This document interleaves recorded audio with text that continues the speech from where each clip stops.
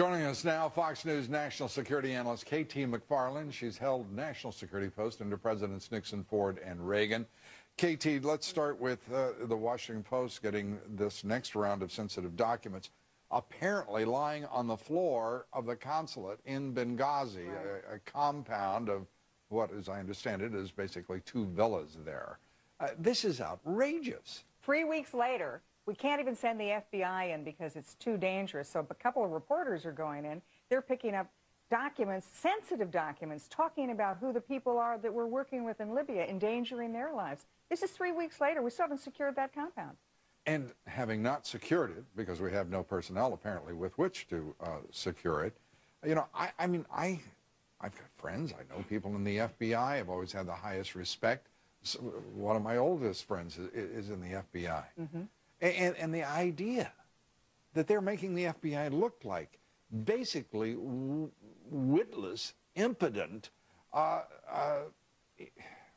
don't even want to continue the description. They're making them look horrible here. Okay, here's what it's all about. There are two things going on. One, it was either a massive intelligence failure to not know that there was a security threat. And if there was no intelligence failure, then it was a massive security failure to not protect them. Either way, what's now happening is a cover-up. The administration first blamed the movie, right? Remember the YouTube movie caused all of this? And then they said, well, it's the intelligence community. They didn't tell us. That was Director of National Intelligence Clapper came out and said it was really their fault. That, by the way, is one of the weirdest things I've ever seen on a Friday night. Clapper, who has, by the way, been inartful at best in that post. Clueless, Clapper. Absolutely. He comes out with a statement on a Friday. He's not appeared in public to support the document. I mean, for crying out loud, he could be on a riverbank somewhere fishing while all of this is going on, and we would know no better. Yeah, well, now the third person they're blaming is going to be the State Department, and I think that's what you're going to see next.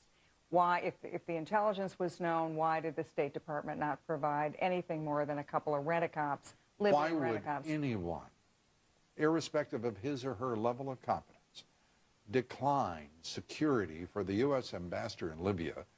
Do any of these people remember that the United States had just launched hostilities against them, what, 8 months ago? Yeah. And, you know, that I think is the key. It is who knew what and when did they know it and who decided what.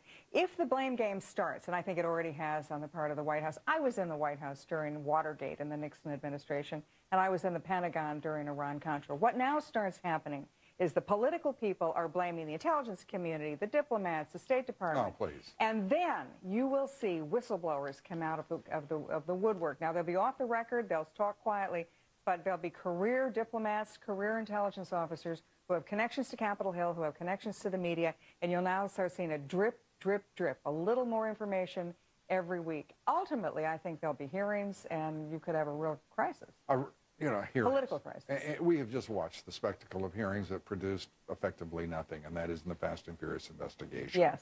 We're going to have to rise beyond the level of U.S. senators and congressmen sending letters, and that being basically the action taken by our august legislative branch. There's got to be a higher level of energy and application in oversight by the United States Congress and the United States Senate if this country is going to be served at all. Well, and particularly, you know, I think one of the things to watch is what happens with Secretary Clinton. She should have been the one out there instead of the UN ambassador talking about it. Those were her issues 3 weeks ago. Why didn't she do it? I checked. She was at her house in Washington. She could have gone on those talk shows. She didn't. I think she knew there was a problem.